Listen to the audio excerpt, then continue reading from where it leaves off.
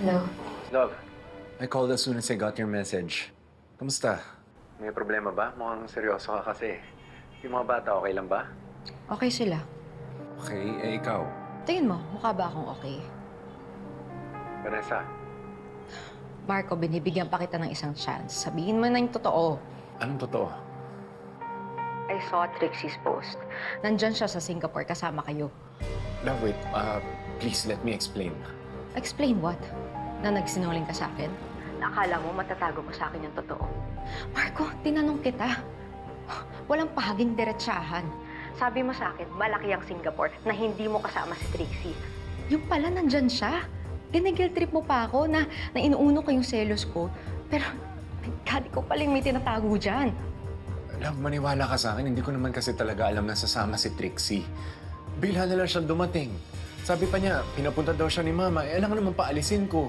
Wala naman akong sinasabi na paalisin mo eh. Ang sa akin lang, sana sinabi mo sa akin na nandyan siya, hindi yung pinagmumukha mo kung tanga. Love, I'm sorry. Marco, oo o hindi. May namamagitan ba sa inyo ni Trixie? Namamagitan? Nag-sex ba kayo ni Trixie? Of course not. Love, that's insane. Siyempre hindi. What's so insane about my question? Mag-ex kayo, Marco. Malalim ang pinagsamahan niyo. Siyempre, anong may isip ko? Nasa abroad pa kayo at tinago niyo sa akin. Malamang, yun ang may isip ko. Love, maniwala ka, walang nangyayari sa amin at walang mangyayari sa amin. Okay?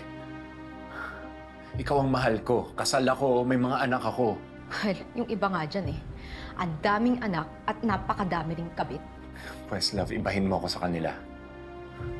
Hindi ko yun magagawa sa'yo dahil mahal na mahal kita. Okay, I admit it. Nagsinungaling ako sa'yo. And I'm sorry about that. Sorry, love. Tinago ko lang naman sa'yo kasi kalayo tayo. Ayoko maparanoid ka. Pero love, wala talaga nangyari sa amin. Maniwala ka, please. I'd like to believe that's true. Pero Marco, nagsinungaling ka na sa akin. Hindi ko na alam kung anong paniniwalaan. Love, believe me. Hindi ko papatulan si Trixie. Ikaw lang ang gusto ko makasama habang buhay. Ikaw lang ang mahal ko. Sige na.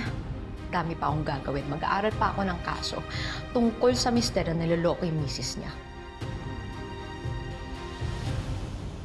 Attorney, ilang araw na po akong kinokontak ni Cyrus. Humingi siya ng sorry. Sabi niya, nagkamali lang daw talaga siya. Hindi niya na ako sasaktan. Don't tell me kinoconsider mo iurong yung kaso. Because of what? Dahil lang nag-sorry siya? Pero attorney, nangako naman siya na hindi na niya ako sasaktan. Leti naman. Naniwala ka. Nakalimutan mo na ba yung itsura mo nung unang punta mo dito? Puno ng pasayang mukha mo. Tapos ano, kakalimutan mo lang lahat? Na parang wala lang? Diyos ko. Leti, gumising ka nga. Sinaktan ka na niya noon. Sasaktan ka uli niya. Vanessa, siguro we should give Letty some time para mag-isip. And let's let her process her emotions. Huwag tayo magpapadala sa personal nating pinagdadaanan.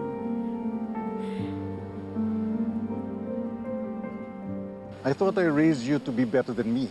Akala ko hindi ka tutulad sa akin na mamababae. Dad, I swear, walang namamagitan sa amin ni Trixie. Marco, lalaki tayo pareho. Aminin natin, tao lang tayo, natutukso. Maganda si Trixie, sexy.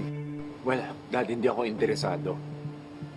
Na-witness ko kung paano naapektuhan ng mga affairs ng yung pamilya natin. Nandun ako, kasama ko nun si Mama, nakita ko yung pinagdadaanan niya. Kahit kami ni Lexie, apektado. Sorry, anak. Look, ayoko mangyari yun kila Mikay at Luigi. I just want them to have a complete and happy family. Well, magkaibang-magkaiba si Sylvia at si Vanessa. Yung mami mo, mas pipiliin niyang miserable kami together kesa makuha ko ng ibang babae. I don't think ganun si Vanessa. Kapag nalaman niyang niloko mo siya, kaya kanyang hiwalayan.